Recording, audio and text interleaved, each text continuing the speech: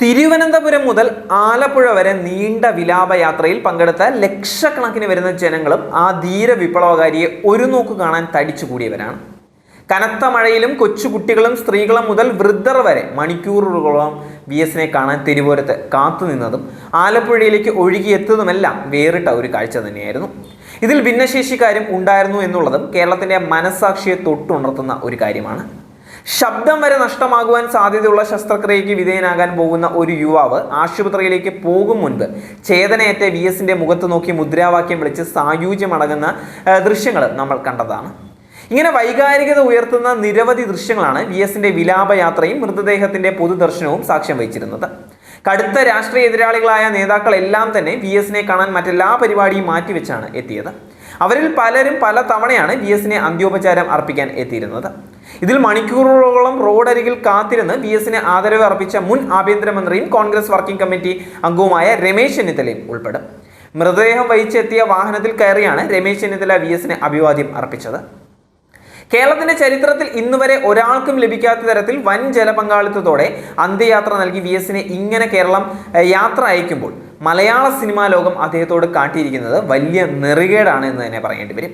മോഹൻലാലും മമ്മൂട്ടിയും മഞ്ജു വാര്യരും ഉൾപ്പെടെ ചില താരങ്ങൾ സോഷ്യൽ മീഡിയകളിൽ അനുശോചനം രേഖപ്പെടുത്തി എന്നതല്ലാതെ പ്രധാനപ്പെട്ട ഒരു സിനിമാ താരവും മറ്റ് ചലച്ചിത്ര പ്രവർത്തകരും VS എന്ന മഹാവിപ്ലവകാരിയെ തിരിഞ്ഞു നോക്കിയിട്ടില്ല എന്നുള്ളതാണ് സത്യം. ഇതിൽ മമ്മൂട്ടി VSനെ കാണാൻ വരാതിരുന്നത് അദ്ദേഹത്തെ അസുഖത്തെ തുടർന്ന് വിശ്രമിക്കുന്ന പശ്ചാത്തലത്തിലാണ് എന്ന് നമുക്ക് മനസ്സിലാക്കാൻ സാധിക്കും. മുൻ മുഖ്യമന്ത്രി ഉമ്മൻചാണ്ടി മരണപ്പെട്ട സമയത്ത് അദ്ദേഹത്തിന്റെ മൃതദേഹം പൊതുദർശനത്തിന് വെച്ചപ്പോൾ മമ്മൂട്ടി കാണാൻ വന്നിരുന്നു എന്നത് ഈ ഘട്ടത്തിൽ നാം ഓർക്കേണ്ട ഒരു കാര്യമാണ്. മമ്മൂട്ടിയുടെ അസാന്നിധ്യം അദ്ദേഹത്തിന്റെ ഇപ്പോഴത്തെ ശാരീരിക അവസ്ഥയിൽ തീർച്ചയായും ന്യായീകരിക്കപ്പെടുന്ന ഒരു കാര്യമാണ്. എന്നാൽ മറ്റു ഒരു താരങ്ങളുടെയും അസാന്നിധ്യം ഒരിക്കലും ന്യായീകരിക്കപ്പെടുന്നതല്ല.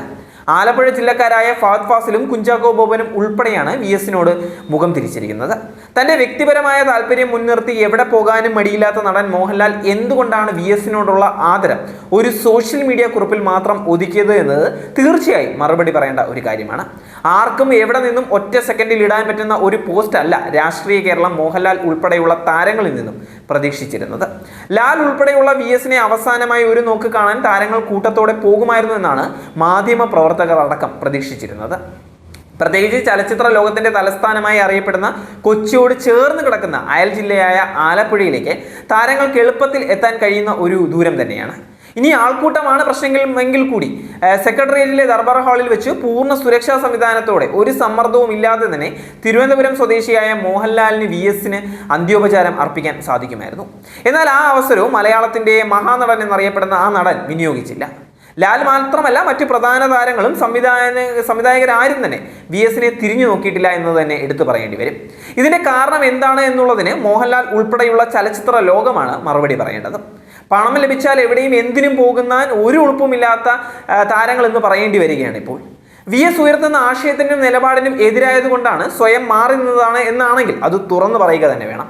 അങ്ങനെയാണെങ്കിൽ നിങ്ങളെ ഇക്കാര്യത്തിൽ വിമർശിക്കാൻ ആരും തയ്യാറാവില്ല എന്നുള്ളതും എടുത്തു പറയേണ്ട ഒരു കാര്യമാണ്.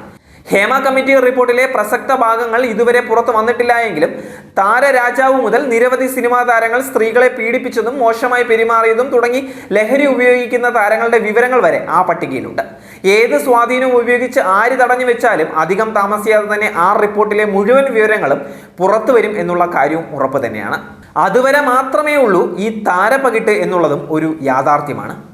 ഈ സാഹചര്യത്തിൽ പെണ്ണുപിടുത്തം ഒരു ലഹരിയാക്കിയ സൂപ്പർ സ്റ്റാറുകളും ലഹരിയിൽ ആറാടുന്ന യുവ സൂപ്പർ താരങ്ങളും അവരുടെ ഒന്നും സാന്നിധ്യം VSനെ പോലെ അനീതിക്കെതിരെ പോരാടുന്ന വിപ്ലവകാരുടെ അന്ത്യയാത്രയിൽ ഉണ്ടാകാതിരുന്നത് ഒരു മഹാഭാഗ്യമാണ് എന്ന് തന്നെ പറയേണ്ടി വരും.